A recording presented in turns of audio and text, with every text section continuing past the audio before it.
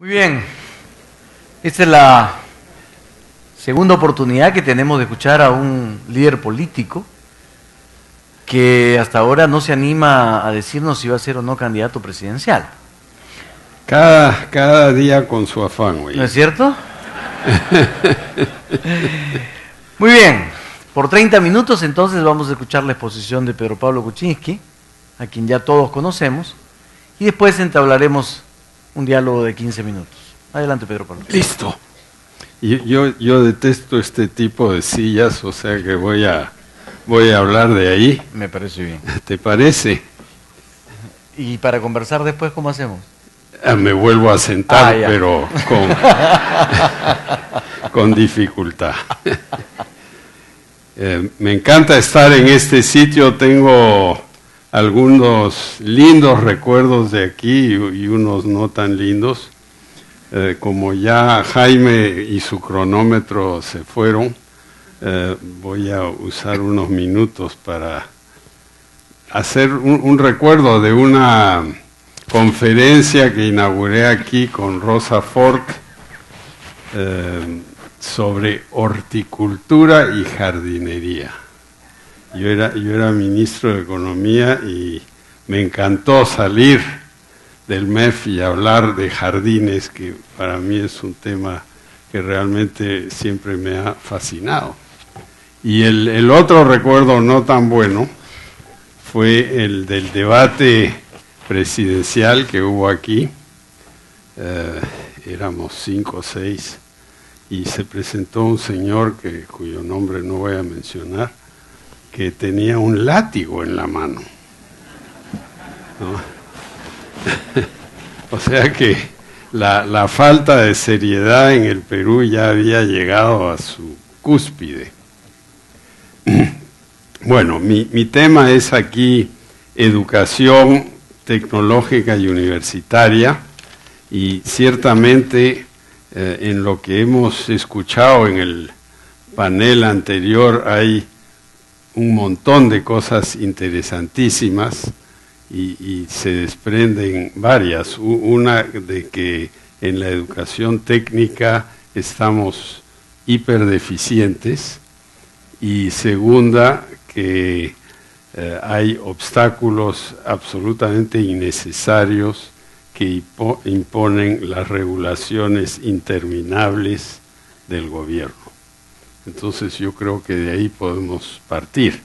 Ahora, la educación tecnológica y universitaria yo creo que la tenemos que poner en contexto, porque no es simplemente decir, bueno, vamos a crear buenos ingenieros, buenos técnicos, buenos aprendices, buenas enfermeras. Tenemos que ver el contexto, y el contexto empieza por la educación inicial, la preprimaria. Porque si tenemos desnutrición y chicos que a los 2 años no pueden empezar a desarrollarse bien, vamos a vivir muchos años después con las consecuencias. Entonces es fundamental empezar desde abajo. Y se ha analizado por 1000 sitios todos los defectos que tenemos, pero yo diría que en ese nivel educativo tenemos que empezar con la nutrición y la infraestructura.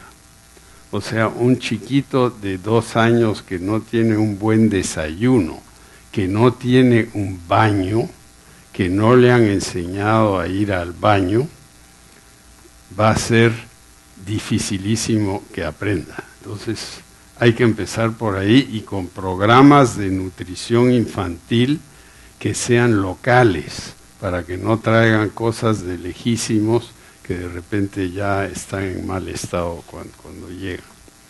El segundo tema del contexto es la informalidad que hay en el Perú. No debemos olvidar que el 63% de la fuerza laboral del Perú es informal, en el sentido de que no tiene beneficios y no tiene futuro de jubilación ni de salud tampoco. Entonces, estamos hablando de regular las pasantías, estamos hablando de beneficios cuando 2/3 de la fuerza laboral no tiene absolutamente nada, ¿no?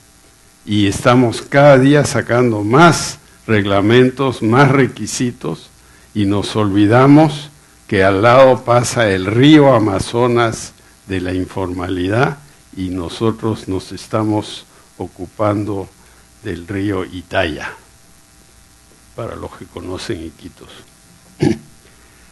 Y tercero, un tema fundamental en la educación es que la educación en el mundo está cambiando. Cada día hay nuevas tecnologías.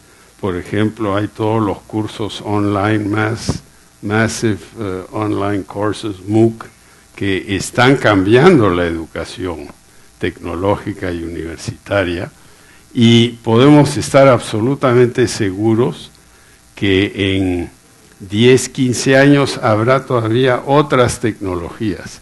Entonces el objetivo debe ser no aprender de memoria lo que sabemos ahora, como era en la edad medieval, sino cómo aprendemos a aprender, porque vamos a tener que aprender en el futuro otras cosas y vamos a tener que adaptarnos. Ahora, vamos a los temas absolutamente elementales, todavía hablando de la educación en general. 1. Profesores. En el Perú hay más o menos 350,000 profesores en las escuelas públicas, y es cierto, como lo explicó muy bien el ministro anoche, que se está mejorando a través de capacitación la ley de la enseñanza del magisterio que dio Alan García y que este gobierno trató de maquillarla, pero es la misma ley, es una buena ley, ¿no? Eso es la verdad. Pero los profesores siguen ganando hoy, el sueldo básico es 1.200 soles, que es el sueldo en el cual yo los dejé en julio del 2006. Esa es la verdad. Y desde julio del 2006 a junio del 2005, la inflación se ha comido un 30% de ese sueldo como mínimo. O sea, ya no son los 1.200 soles del año 2006, son 800, 900 soles. Y pensemos que el producto por habitante hoy, según el cuadro que se mostró aquí, es $11,000 a capacidad de compra, o 8,000 contablemente. O sea que a un profesor le estamos pagando menos que el ingreso per cápita del país. Y no olvidemos que el profesor tiene hijos, tiene una esposa que seguramente quisiera ser profesora o es profesora. O sea que a los profesores les estamos pagando muy mal. Y a los médicos también. Hablamos de medicina hace un rato.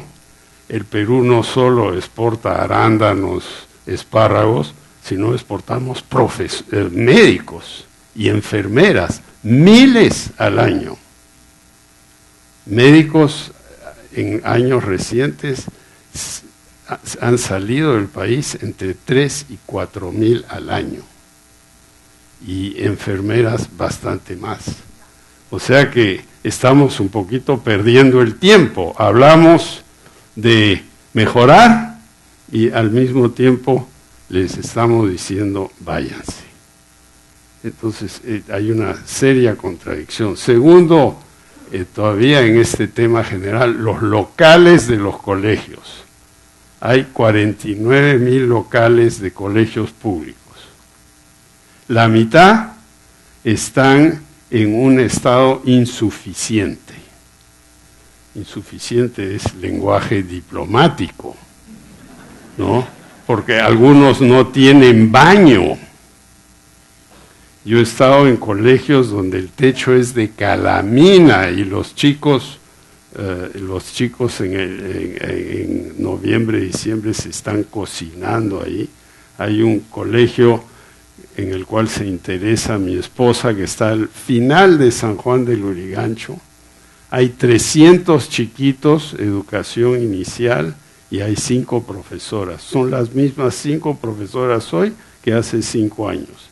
Y siguen ganando los 1.200 soles, y el techo sigue siendo de calamina, y las paredes siguen siendo de cartón. Entonces, una cosa elemental que tenemos que hacer es mejorar los locales de estos colegios.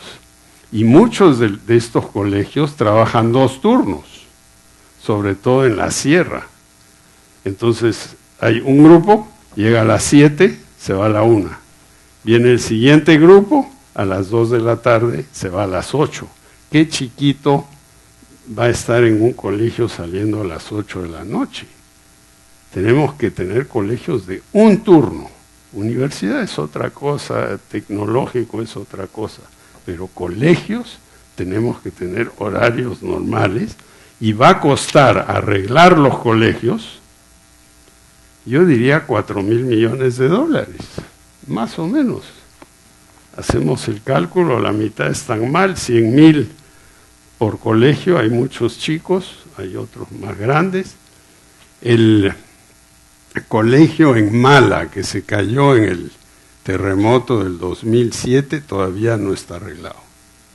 O sea, todavía en el patio están las casetas de cartulina y calamina, y no se ha arreglado el colegio. Entonces, hay ciertos requisitos así elementales. Tiene que haber infraestructura física elemental, y los profesores tienen que tener un sueldo mínimo que sea aceptable, y se han quedado atrás. Y la tercera cosa son los útiles, ¿no?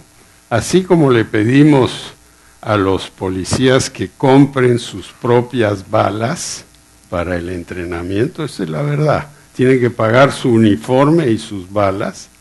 También le pedimos a las profesoras y profesores que traigan sus útiles para las clases, ¿no? Y a veces el gobierno pone los útiles, a veces no, y pasa como con los pañales, que se pierden 1,5 millones, que no sabemos a dónde están. Bueno, aparecerán, ¿no? Ahora, se dice que tenemos que invertir en educación 5 a 6% del producto. En este momento estamos en 2,5% si excluimos las universidades públicas. O sea, es un saltazo de 12,5% a 6%. ¿Cómo vamos a hacer eso? ¿No? Yo creo que hay que poner metas realistas. El ministro quiere llegar a 3,5%, y me parece muy bien, pero hay que quitar medio punto, que son las universidades públicas, quedan 3, ¿no? Ahora, ¿qué podemos hacer primero con las universidades, después con los institutos tecnológicos?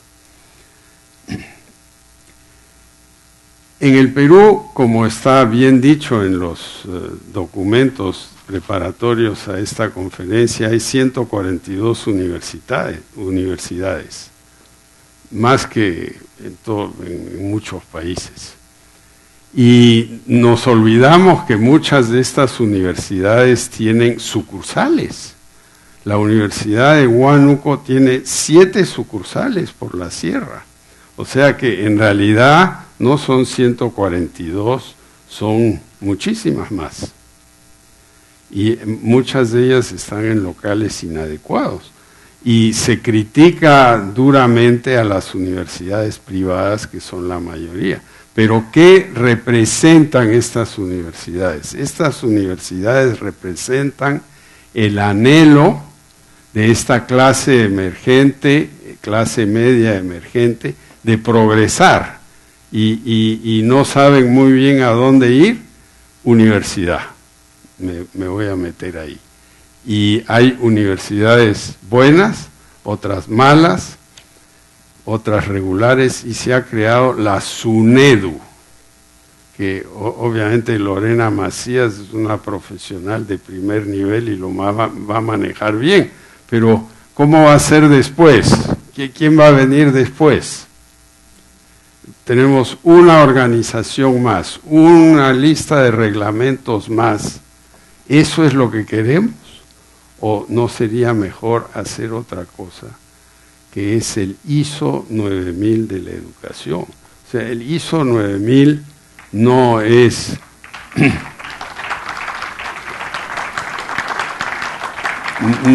una organización gubernamental, es un esquema internacional que solo acepta calidad.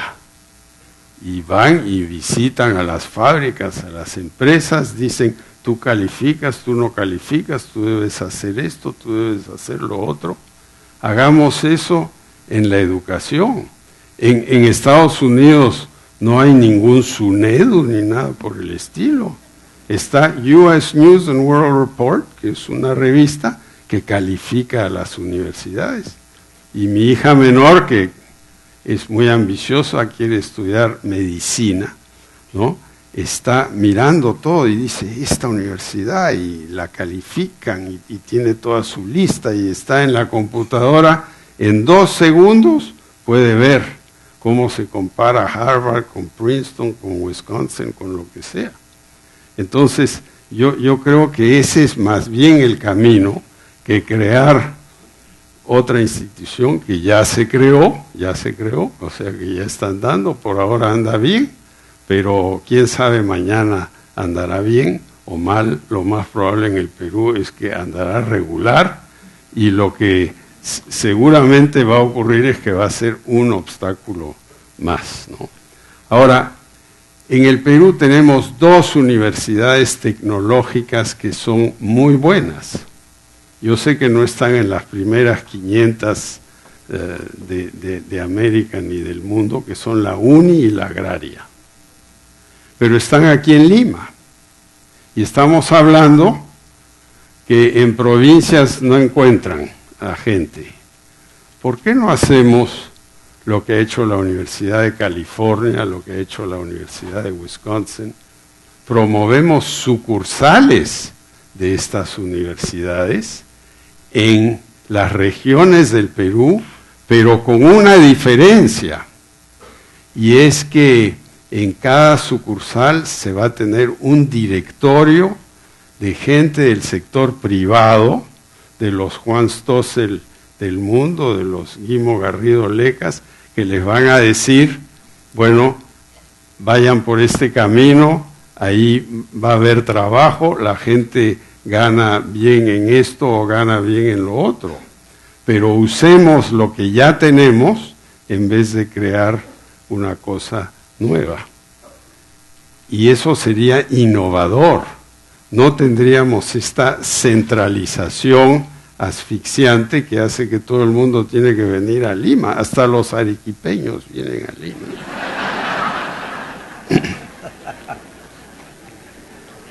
Ahora, en lo tecnológico hay pues miles de institutos, y como bien se dijo en el panel anterior, muchos de ellos enseñan muy poca cosa, cobran y luego se van de ahí y nadie los quiere contratar.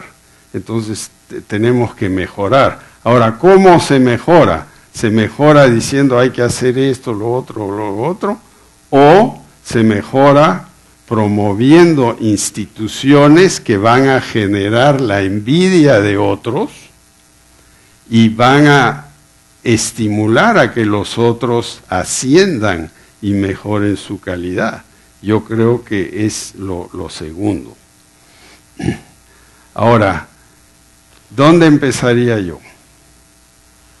Yo creo que hay muy buenos ejemplos, el TECSUP, el CENATI, pero yo empezaría con una idea que es, ¿cuál es el país que hoy está más adelantado tecnológicamente en materia industrial. Es Alemania. En Alemania no hay ni un solo recurso natural. Había unos bosques ahí con unos visigodos que daban vueltas, ¿no? Y no había nada más, ¿no? Había un poquito de carbón, un poquito de mineral de hierro. En Alemania, a partir de tercero de media, hay una opción técnica. Yo creo que en el Perú debemos crear esa opción técnica y tenemos, como se ha dicho, y está dicho no solo por Keiko antes de que yo hablara, sino por otros, tenemos que hacer que esto pueda enganchar con la universidad, porque hoy en el Perú técnico, político, sí, Pedro Pablo es un político, pero Pablo es un técnico, uy, no sirve eso, ¿no? Entonces tenemos que santificar al técnico, tenemos que levantar al técnico y que haga 3 años de secundaria tecnológica y si quiere se irá al instituto de Juan Stossel o de quien sea a aprender hotelería o esto o lo otro, o puede ir a una universidad donde le van a reconocer los estudios que ella hizo, ¿no? Y creo también que esta opción se debe regionalizar. Tenemos que crear en las regiones del Perú, digamos, 20 colegios tecnológicos de primer nivel, así como se crearon los colegios emblemáticos y después se dijo que era una mala idea, pero una excelente idea. Hay que crear una élite. Hay que crear una élite que la gente de abajo pueda ser parte de la élite. Y estos colegios, empecemos con 20, ¿no? En la última elección yo di esa idea y mi ex jefe dijo hay que hacer 400. Le dije, oye, tú no sabes lo complicado que es empezar un colegio, ¿no? Empecemos con 20, ya sería un montón. Y pongámosle, así como he mencionado directorios privados, le ponemos directorios privados. Y como muchos de estos colegios van a estar en provincias, tienen que tener internado, porque un chico que está en Chincheros no sabe con quién vivir en Andahuaylas o Abacay. Tiene que haber internado, tiene que tener un área para su jardín experimental si es que estudian agricultura, tiene que haber una sala de máquinas si van a estudiar minería, etcétera. Yo creo que hay que revivir esa idea y hacerla una asociación entre un esfuerzo del gobierno por un lado, que puede poner el terreno, parte de la plata, y el sector privado que va a poner los directores, los miembros del directorio, que van a orientar la calidad y el contenido de la educación. Ahora, el gran tema en todo esto es cómo se va a financiar todo esto. Estamos en 2,5, 3, queremos llegar a 5, 6% del producto. ¿Cómo lo vamos a hacer? Bueno, en la elección del 90, ustedes recordarán, Mario Vargas Llosa dijo, y yo era parte de su equipo, dijo, la secundaria privada, pues no hay plata. Yo discrepo con eso. Yo vengo de una tradición europea. O sea, mi mamá fue a un colegio público, mi padre fue a un colegio público, mis tíos fueron a colegios públicos, uno de ellos ganó el premio Nobel en medicina, o sea que eran colegios públicos de gran calidad. Y yo sí creo en la educación pública, porque de los 7 millones de chicos que tenemos en el Perú, 5 van a colegios públicos. O sea, tenemos que mejorar la educación pública. Y la plata tiene que salir del fisco. Pero, ¿en qué invertimos la plata ahora? Los 16% del producto, que es el gasto público, vamos a tener que subirlo a 18, a 19, y tenemos que sacar la plata de algún lado. Y ahí cerramos el círculo, y con esto termino, Enrique, y es que si formalizamos la economía, facilitando que las pequeñas empresas sean parte del sistema tributario con impuestos más bajos, pero que todos pagan algo, entonces la recaudación va a llegar a 19-20%. En este momento estamos atracados en 16, por ahí, ¿no? Es factible, pero es todo parte de un esquema. No podemos decir la educación universitaria, la tecnológica, tanto, y nos olvidamos de la parte macro. Yo creo que tenemos que atar todos los cabos, tener una estrategia universal que con el tiempo yo creo que nos puede colocar donde queremos estar. Y una cosa, y con esto cierro, hay que agarrar todos estos reglamentos, todas estas cosas que se están discutiendo en el Congreso. Ahora va a haber más paquetes y cosas, ¿no? Y hay que agarrar todo eso, esas 31,000 leyes que tenemos, prender y volver de nuevo.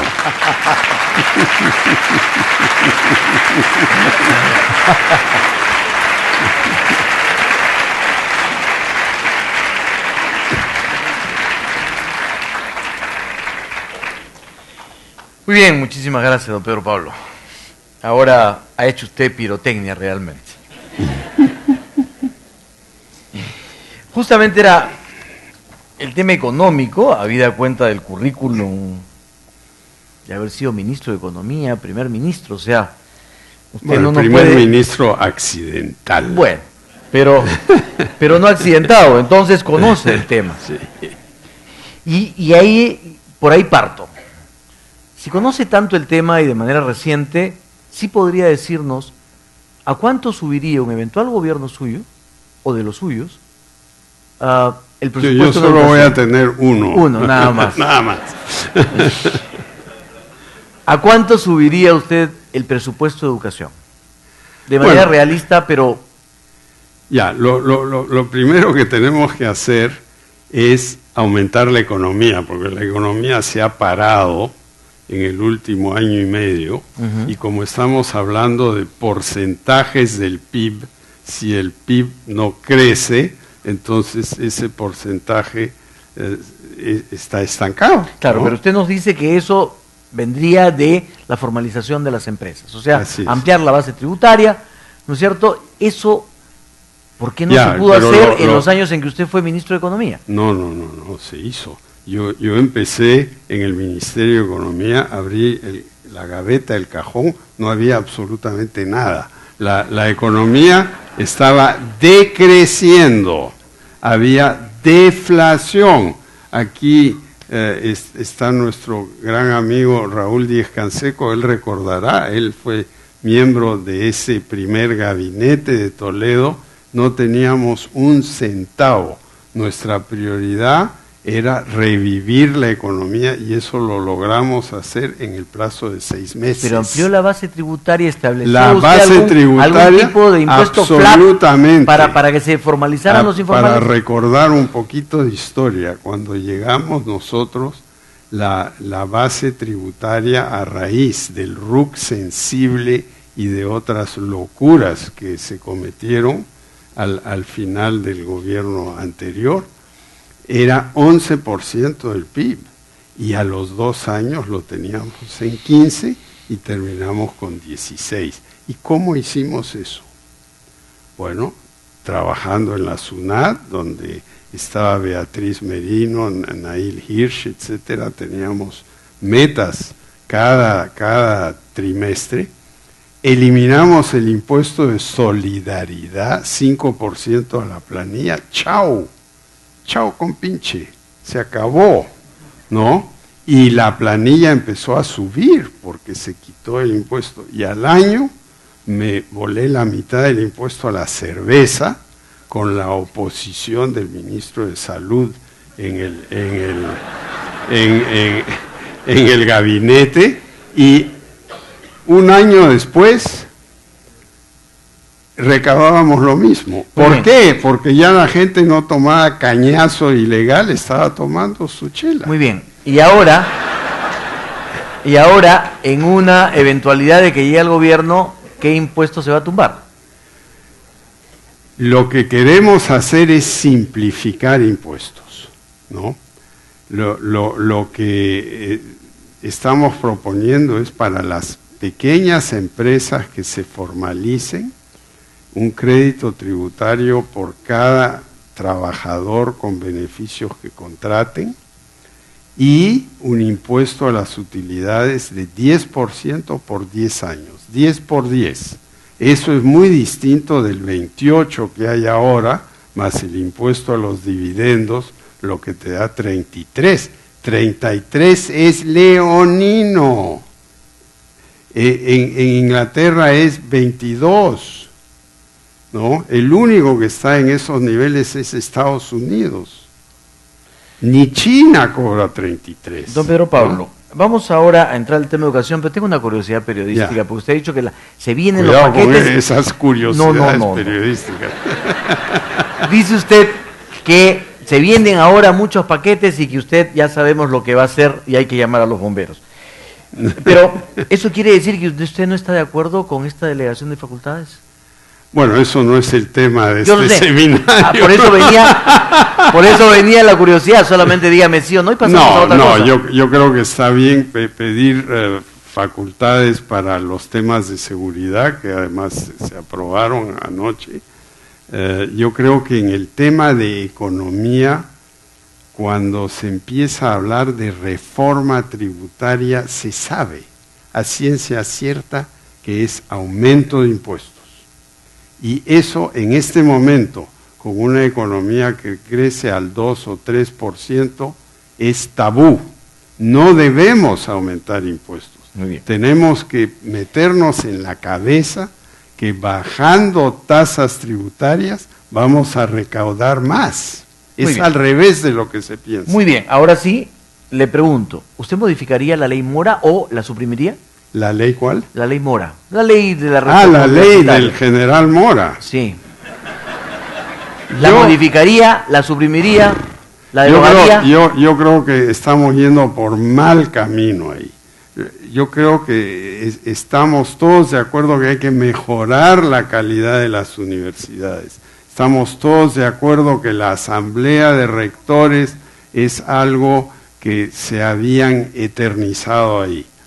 Pero crear la SUNEDU, crear más obstáculos, ese no es el camino. El camino es el ISO 9000 universitario, que los chicos puedan ellos mismos decidir a dónde van. De acuerdo, entonces, ¿la modificaría o la derogaría? Bueno, yo derogaría un montón de leyes como ¿Entre dije, ellas esa? ¿no? Probablemente esa también. ¿Y eliminaría el SUNEDU? Probablemente sí. Porque si es un obstáculo, no tiene sentido tenerlo. Yo mantengo la superintendencia de bancos, ¿no? La superintendencia de bancos que se quede, el Banco Central que se quede, ahí con todos los problemas en la salud que tenemos, que acaba muy bien Guimo de explicar todo esto, eso tenemos que hacer un cambio radical. Tenemos que tener un sistema de salud pública, uno, y con la opción de que se acredite los servicios que se toman en el sector privado. Muy bien. Ahora, usted dice crear sucursales de las mejores universidades de Lima en provincias. Tecnológicas, técnicas. Sí. Ha mencionado usted la UNI y la agraria. Así es. Muy bien, y que tengan directores privados regionales. Perfecto. Regionales. ¿Esto significa la privatización de esas universidades No. o significa una alianza público-privada a ese nivel? Significa una alianza público-privada a nivel regional. La agraria tiene muy buena fama, la UNI también, pero están en Lima. Y los ingenieros están en Arequipa, están en Trujillo, están en la Amazonía. Se puede crear sucursales en vez de hacer lo que hemos hecho, que es más y más y más y más universidades que tecnológicamente, según el panel que acabamos de escuchar, son deficientes. Muy bien, ¿y quién financia esas filiales si tienen participación privada? Le va a pedir a los privados que... El Estado va a poner la universidad y el directorio será privado y si quieren tener una participación pueden tenerla. Pero no es la privatización ni de la UNI ni de la agraria. Yo, como dije, creo en la educación pública. ¿Y va a permitir usted que los tecnológicos puedan hacer, los institutos tecnológicos puedan hacer lo mismo desde Lima hacia provincias? Sí, claro, pero... Pues que ahora no lo pueden hacer. Pero yo creo no pueden que crear filiales hacia afuera. No, pero todo eso... ¿Qué significa eso? ¿Los desaparece o les da alas? Desaparecemos. ¿A quiénes desaparecemos? Tenemos que ser libres. O sea, desaparece la regulación para eso. Sí, lo único que queremos es que los chicos sepan qué cosa es un lugar de calidad, nada más. Y como son empresarios los que están detrás de esos institutos, ellos no se van a meter a hacer algo que les va a dar una pérdida, quieren ganar una rentabilidad sobre su inversión. Ellos mismos se van a ocupar de decidir. Raúl ha puesto ahora en Miami su universidad, me imagino que él piensa que ahí puede ser rentable. Él sabe que al principio va a costar y de aquí a 5 años de repente da buenos resultados. Él ha tomado el riesgo. Ahora, usted habló de la certificación. Sí. Muy bien. Se certifican y las que no se certifican, las que no alcanzan la certificación. Pues los chicos no van a querer ir ahí porque van a ver, aquí dice ISO 9000 o no dice. No dice, ay no, pues oye, ¿para qué voy a ir? ¿No? ¿Ah? Muy bien.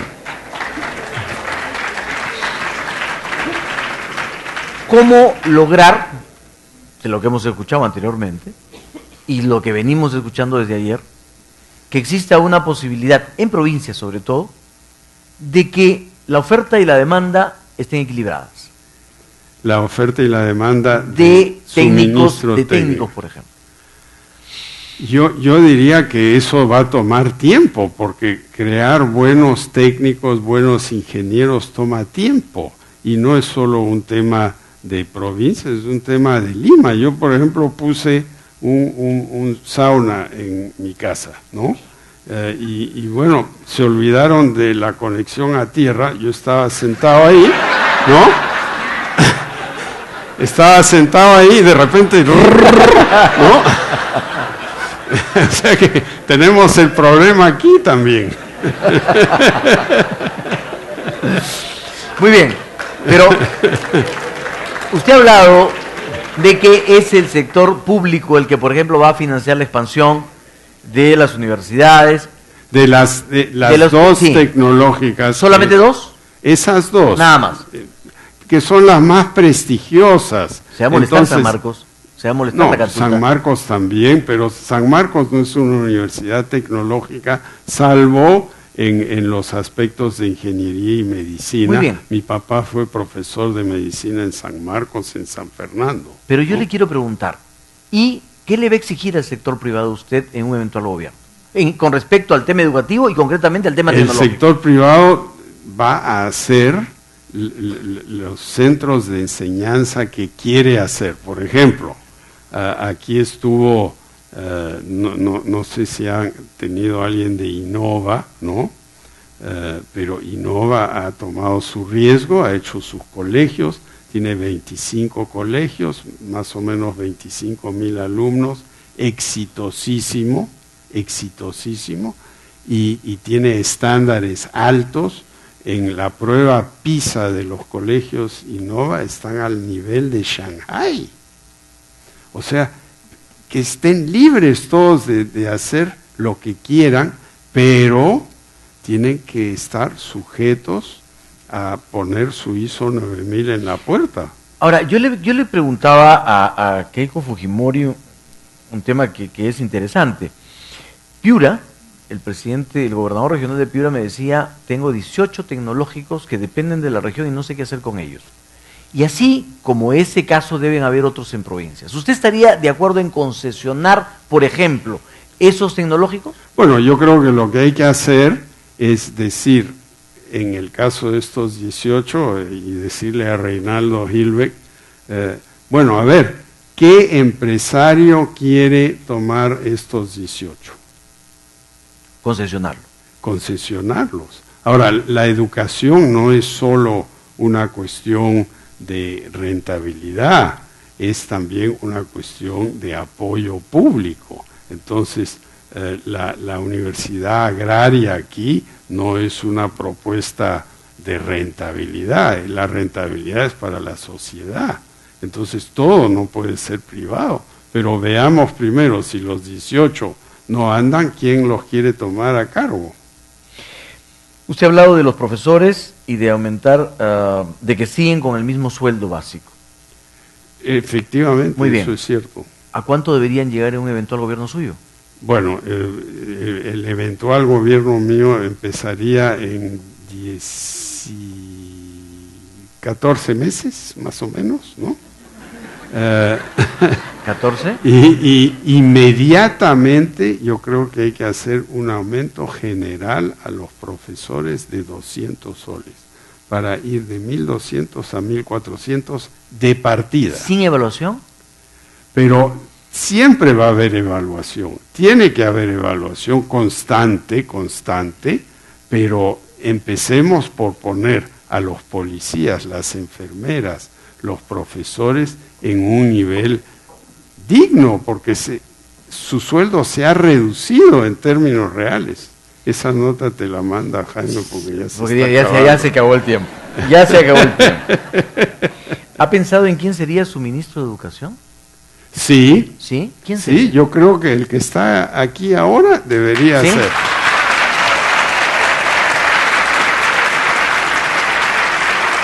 ¿Usted se lo va a pedir? ¿O se lo está pidiendo públicamente ya? Ya se lo he pedido públicamente, yo lo conozco muy bien porque él trabajaba en el MEF cuando yo llegué y abrimos la caja juntos y no había nada. O sea, él ya sabía a lo que se metía en este gobierno. Sí, claro, él me habló cuando regresó. ¿Y ya le aceptó ser? ¿Ya se le aceptó la No, posibilidad? ¿qué me va a aceptar si a mí no me han elegido? Don Pedro Pablo, muchísimas gracias por esta posibilidad. Gracias. Muy amable.